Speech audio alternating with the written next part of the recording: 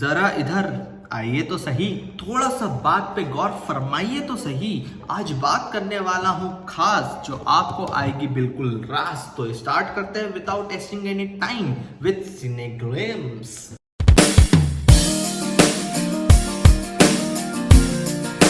आप आज देखने वाले हैं कुछ खास, क्योंकि बात है आज एकदम टॉप ऑन टॉप। क्योंकि टॉप की न्यूज के साथ इसलिए आया हूं क्योंकि आज अक्षय कुमार ने एक लंबे समय बाद अपना कमबैक करा after 2-3 years.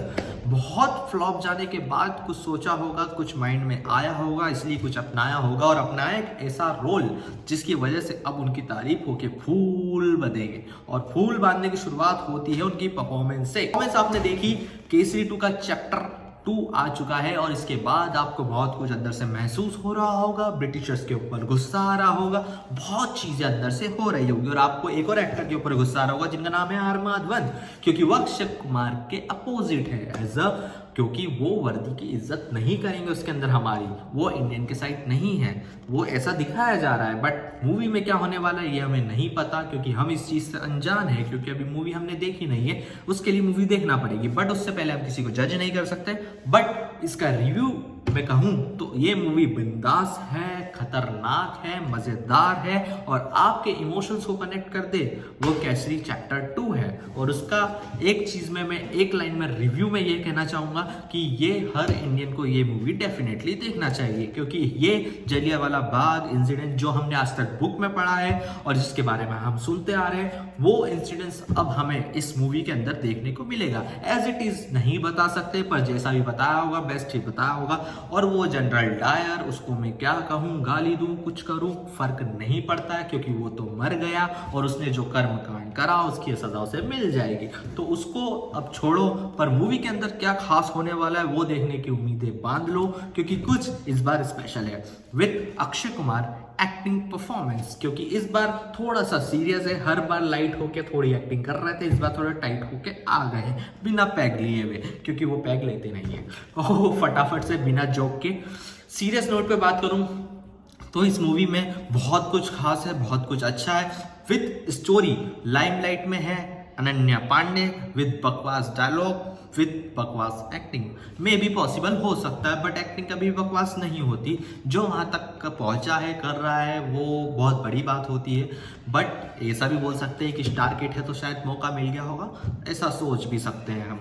But Ananya Pandey की जगह कोई और होता तो शायद अच्छा होता, मैं ऐसा एक्सपेक्ट कर रहा था। बट नो प्रॉब्लम, क्योंकि मुझे 2 एक्टर्स बहुत अच्छे मिले इसके अंदर, जिनकी वजह से हमें ये मूवी देखने जाना चाहिए आई थिंक मे बी। जिसमें से है फर्स्ट अक्षय कुमार, क्योंकि इस बार थोड़ा सा चेंज है, और सामने खड़े हैं आर माधवन। जनरल डायर का कैरेक्टर भी अच्छा लग रहा है, क्योंकि उसने हम डिसलाइक करने वाले इस मूवी के अंदर और बहुत सारी गाली भर भर के बरतेंगे। और जो जलियांवाला बाग का इंसिडेंस इन्होंने दिखाया है वो बहुत अट्रैक्टिव पॉइंट है। और दो सबसे मेन डायलॉग जिसकी वजह से ये लाइमलाइट में मूवी आ जाएगी, द एम्पायर इज श्रिंकिंग। तो ये डायलॉग तो मुझे इतना फेमस लगा, और इतना फेमस इन द सेंस कि इतना फेमस होगा इंस्टाग्राम पे। और एक और चीज, जिस तरीके से अक्षय कुमार ने बोला या राइट अंग्रेजी भाषा में, तो वो मुझे बहुत अच्छा लगा। और मुझे एक चीज का एहसास हुआ कि इन लोगों से ऐसे ही बात करना चाहिए थी। और ये ब्रिटिश एम्पायर वाले भी ये सोचेंगे इसको देखने के बाद कि इसको ब्रिटेन में बैन कर देना चाहिए। अब वो तो वो आगे की बात है जब रिलीज होगी। बट हर चीज इस मूवी के अंदर सस्पेंस की तरह हुई है। एकदम से पता नहीं पड़ा कि केसरी 2 बन रही है, ये सबसे बड़ा सस्पेंस था, और अब पता पड़ा। टीजर एकदम से आ जाता है, पता ही नहीं था कि टीजर आने वाला है। मूवी का ही नहीं पता था तो टीजर का तो खाक पता होगा, वो सस्पेंस वाली बात है। अक्षय कुमार की परफॉर्मेंस इस बार थोड़ी सस्पेंस में रह गई, क्योंकि एक्टिंग परफॉर्मेंस से थोड़ा सा उन्होंने अपने आप को लोगों से और रिलेट करवा लिया है कि यार तुम देखो, जो 3 साल का था ना वो एक बार में मैं कवर करके जाऊंगा। तो अक्षय कुमार भी विथ फुल पावर हाउस लग रहे हैं इस बार। और आर माधवन ने भी महफिल लूट के रखी है इस बार मतलब उनका कैरेक्टर भी ऐसे ही दिखाया जा रहा है कि वो इस वर्दी की इज्जत नहीं करते, वो ब्रिटिशर्स के साइड है। तो बहुत ज्यादा मजा आने वाला है। ऐसा नहीं है कि कोर्ट रूम के बीच में ही फंस के रह जाएगी ये मूवी, बहुत कुछ दिखाएगी, बहुत कुछ समझाएगी, और आपको बहुत सारा ब्रिटिशर्स के खिलाफ हेट देके जाएगी। वैसे तो इतना वो उस समय की बात थी, बट फिर भी जो उन्होंने करा वो गलत था, उसके लिए हेट तो बनता है, क्योंकि वी आर भारतवासी। और हम में वो पावर है कि हम सब कुछ कर सकते हैं। इस बात का एहसास दिलाएगी ये जलियांवाला बाग इंसिडेंट्स आपको। और इसके बाद जो अक्षय कुमार जिनका रोल कर रहे हैं आर शंकरन, जिनकी वजह से ये मूवी बहुत ज़्यादा आपको अच्छी लगेगी, क्योंकि इन्होंने ये एकमात्र एडवोकेट जो खड़े हुए थे इस आंदोलन में, क्योंकि आंदोलन ही बोला जाएगा क्योंकि उस टाइम ब्रिटिशर्स का राज होता था, किसी का खड़ा होना भी बहुत बड़ी बात थी, तो इसलिए इन्होंने शुरुआत करी थी, इसकी पहल करी थी। तो इनका कैरेक्टर भी आपको बहुत पसंद आएगा, और आज तक इनका नाम नहीं सुना होगा तो इस बार सुन लोगे और रेड भी लोगे। तो बहुत सारी नॉलेज के साथ, बहुत सारी चीज़ें, मतलब बहुत सारी नॉलेज के साथ, बहुत सारे इम्पैक्टफुल एक्टिंग परफॉर्मेंस के साथ इस मूवी के अंदर आपको बहुत कुछ देखने को मिलेगा। और सबसे मेन बात बताऊं ना, जिस तरीके से जलियांवाला बाग का इंसिडेंस उन्होंने दिखाया ना, रियलिटी में बताऊं बहुत बढ़िया तरीके से बताया है। और इतना खून खराबा, जब शायद कुछ सीन्स डिलीट भी हो अगर ज़्यादा इन्होंने कर दिया होगा, क्योंकि इतनी ज़्यादा हिंसा दिखाना बहुत मुश्किल है।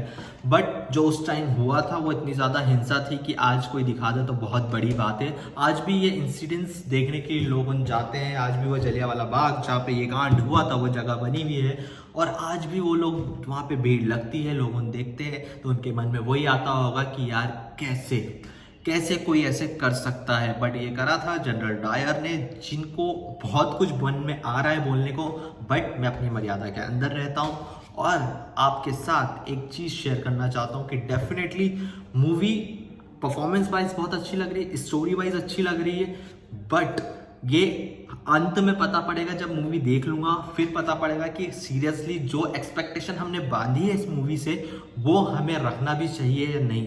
बट अभी के टाइम पे ट्रेलर, टीजर, सबकी परफॉर्मेंस, एक्टिंग की, जो जनरल डायर का रोल कर रहे हैं, आर माधवन का कैरेक्टर, अक्षय कुमार का कैरेक्टर देख के बहुत कुछ अच्छा लग रहा है। ऐसा लग रहा है कि मूवी बेस्ट होगी और कुछ अक्षय कुमार की लाइफ में बहुत बड़ा चेंज लाएगी। बट अब depend on time and depend on जब मूवी रिलीज होगी और उसके बाद जो रिव्यूज आएंगे। और डेफिनेटली मुझे लगता है कि हर इंडियन, और अब इंडियन से हटके तो वैसे भारत हो चुका है, तो मैं भी ये चाहता हूँ कि हर भारतवासी की मूवी देखे, अगर अच्छी होगी तो। अगर रिव्यू थोड़े से भी इधर उधर आते हैं कि यार ऐसे ही दिखा दिया, बस फेंक दिया, भाग दिया, क्योंकि बॉलीवुड की आजकल आदत हो चुकी है। क्योंकि हमने उम्मीदें तो सिकंदर से भी बहुत रखी थी, बट क्या हुआ और क्या परोसा गया आगे आपको देखने को मिल ही गया होगा इसका एग्जाम्पल। तो इसलिए उम्मीदें हमने केसरी 2 से भी बांधी है, बट अब आगे जाके एंड टाइम पे जब मूवी रिलीज हो जाए और कुछ ऐसा कुछ कर्मकांड हो जाए कि यार हम सोच रहे थे खाएंगे कुछ और मिला कुछ, तो वो वाला सीन नहीं होना चाहिए। तो जिस तरीके से इस मूवी को बनाया और जिस टॉपिक पे बनाया, तो इसको अच्छा दिखाना, इसको अच्छा प्रेजेंट करना स्क्रीन पे, ये डायरेक्टर का काम है।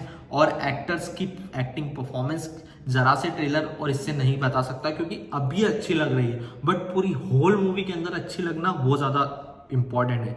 क्योंकि कोई भी अपना कैरेक्टर नहीं छोड़े बीच में, वो एक तरीका चलते रहे, ऐसा नहीं कि कभी कुछ तो कभी कुछ, जैसे सिकंदर में। तो अभी बहुत सारी ऐसी चीज़ें हैं जिस पे ध्यान देना पड़ेगा, बट लग रहा है कि अच्छी होगी, और मैं चाहता हूँ अच्छी हो और हर भारतवासी इस मूवी को देखे और अंदर से महसूस करे कि जो उन्होंने हमारे साथ किया उसे हमें भारत को आगे ले जाके, सबसे पहले अब हमें अपने देश को आगे ले जाना है और ग्रोथ, बहुत अथाह ग्रोथ करनी है हमको, और हमें अपने भारत को हर किसी की नज़रों में बहुत ऊपर उठाना है।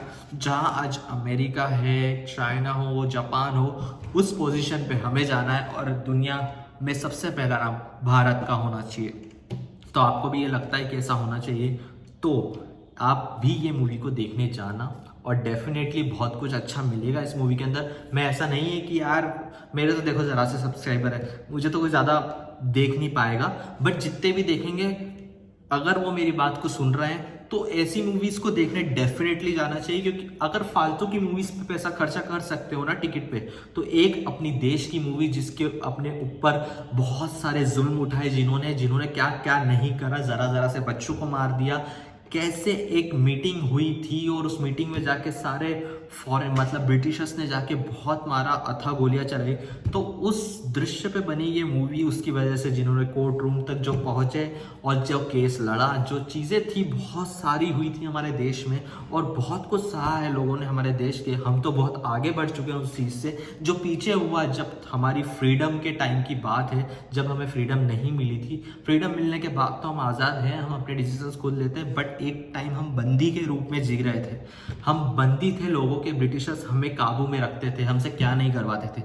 तो उस सिचुएशन से बाहर निकल के आज भारत एक विकसित भारत के रूप में भी उभर रहा है। तो इसलिए हमें वो चीज़ें सोचना होगी, समझना होगी।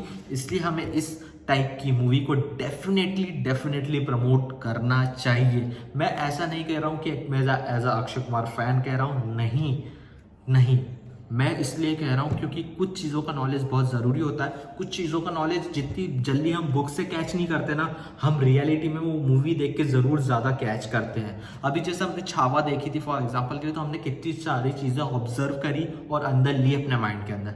बट क्या संभाजी महाराज के ऊपर हमने इससे पहले पढ़ा था, कुछ समझा था? नहीं ना, मूवी की वजह से ही पता पड़ा ना। तो वैसे ही इस जलियांवाला बाग के कारण मतलब आपको बहुत सारी इसकी भी न्यूज़ आपको बहुत सारी मिलेगी इसके अंदर, और बहुत कुछ इंटरेस्टिंग आपको इस मूवी के अंदर मिलेगा। और डेफिनेटली मैं वापस कहूँगा, द एम्पायर इज श्रिंकिंग, और ये वाला डायलॉग बहुत फेमस होने वाला है बॉस। और definitely the empire is shrinking, थोड़ा सा ब्रिटिशर्स का टाइम कम होने वाला है, क्योंकि अब भारतवासी राज करेंगे।